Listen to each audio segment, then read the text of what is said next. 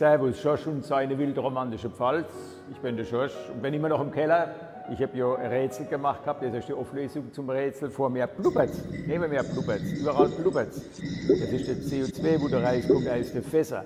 Das heißt ganz einfach, hier ist ja Traubenmost drin, die Trauben sind gepresst worden, der Traubensaft quasi, und der fängt dann an zu gären und da entsteht CO2 und das blubbert dann raus. Das, was man da sieht, ist nur Wasser, das keine Fremdluft quasi ins Fass zurückgeht. Macht man das gerade andersrum, hier ist ja quasi ein Druck drin und der bloß dann dieses durch das Wasser raus. Blubbert. Blubbert. Schönste Geräusch im ganzen Jahr, wenn es im Keller unten blubbert. Da ist man fertig mit dem Herbst und jetzt kann man warten, dass da wohl richtig was Gutes wird. Und später natürlich dann der Essig. So, Auflösung. Nicht so einfach. Der Hof neu hufen. Heißt ganz einfach, rückwärts mit dem Traktor und mit dem Anhänger und mit den Büttchen drauf, wo die Trauben drin sind, rückwärts in den Hof zurückfahren, dort wo die Kälte steht.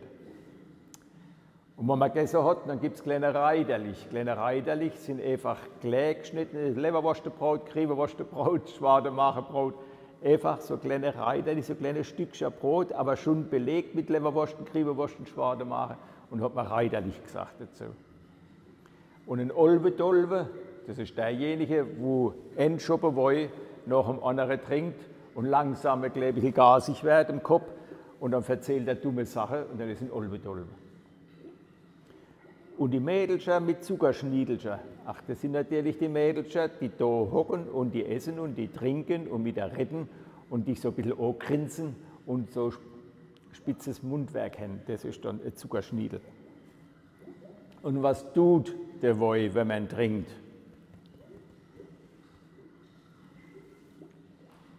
Er läuft durch die Kehle über den Gäuchelknopf und der ist da. Das ist Gäuchelknippel oder der Gäuchelknopf und da muss der Woi drüber laufen, dass er runtergeht in den Bauch. Und wenn man jemanden trifft und er hat im Kalten nicht viel an, weil er denkt, das ist nicht schick, wenn man sich gut anzieht, dann ist er zu blott angezogen, also zu wenig hat er an und friert sich dann einer ab und das heißt man dann zu blott angezogen. Also blott ist quasi zu nackig angezogen. Ja. So, das ist die Auflösung. Ich hoffe, du hast alles gewusst. Geht mich freuen, wenn das so wäre und dass wir auch von dir dann die Nachricht kriegt, wie das Ganze heißt. Und vielleicht hast du ja gewonnen, ich weiß es ja nicht. Ne? Also, alles Gute, bis zum nächsten Mal. Schorsch und seine wildromantische Pfalz aus dem Doktorenhof. Ich bleibe noch ein bisschen im Keller. Ich bin nicht so blott angezogen, ich habe nämlich einen Kittel an. Und das Gäuchelknippel geht immer noch.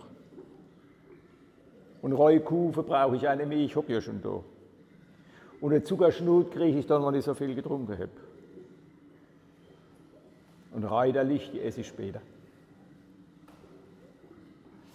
Ja, vergessen habe ich, wenn du natürlich nicht gewonnen hast, was ja auch passieren kann, so ist das aber kein Beibruch, denn das ist ja Ferienheisel, das heißt Freiherrenheisel.